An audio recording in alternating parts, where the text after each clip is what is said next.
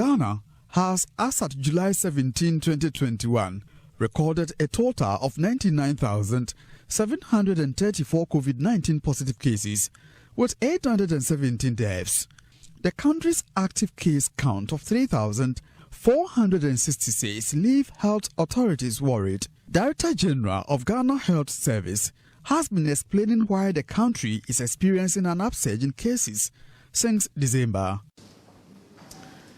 The emergence of new variants with high infectivity further complicates the currently observed and currently observed non-adherence to COVID-19 safety protocols. Other threats include the outbreak of cases in the neighboring countries, surges in Ashanti and Greater Accra, which is the main hotspot in Ghana, low vaccination coverage so far, and the entry of the Delta variant into the Ghana, and lastly, but not the least, outbreaks in some of our schools. The threat of a third wave in Ghana is very real. Dr. Kumampuaji says a new proposal on funerals is being developed to curb the spread of coronavirus through social events. He spoke to the media at the end of a two-day high-level strategic meeting on COVID-19 in Kumasi. As part of the protocols that have been designed, includes how funerals, etc., should be organized. And just like the protocol, I think it's not being adhered to, not just by one group of people, but clearly many people are doing that. We are in discussions coming up with a proposal that limits the spread, that makes it safer, and whilst people still go ahead and have a funeral, we think that is such a deep cultural thing that it is not something you can just wish away. And so we have a draft protocol that we are sharing to ensure that, how do we ensure that we still have our funerals in safety?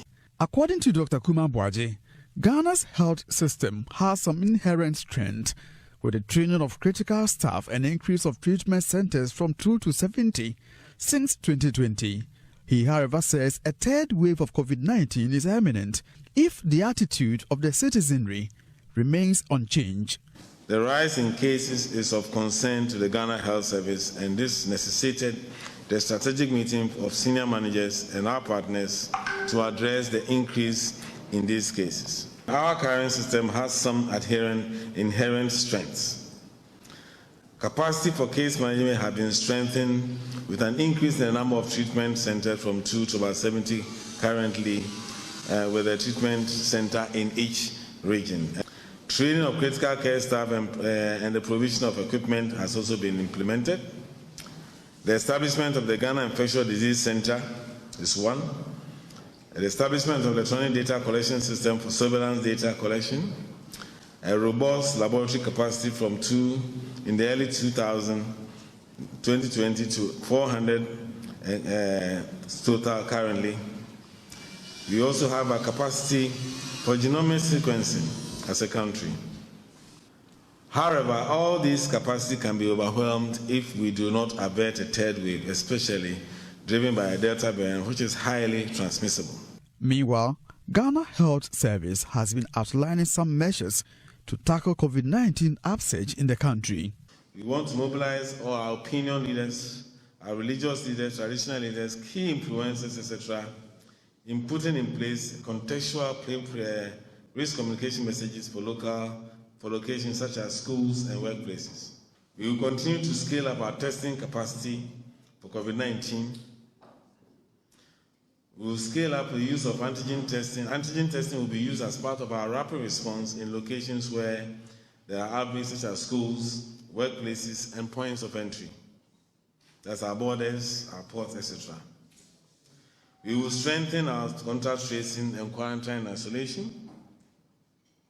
On the areas of vaccine, importance of vaccine in limiting the transmission cannot be emphasized.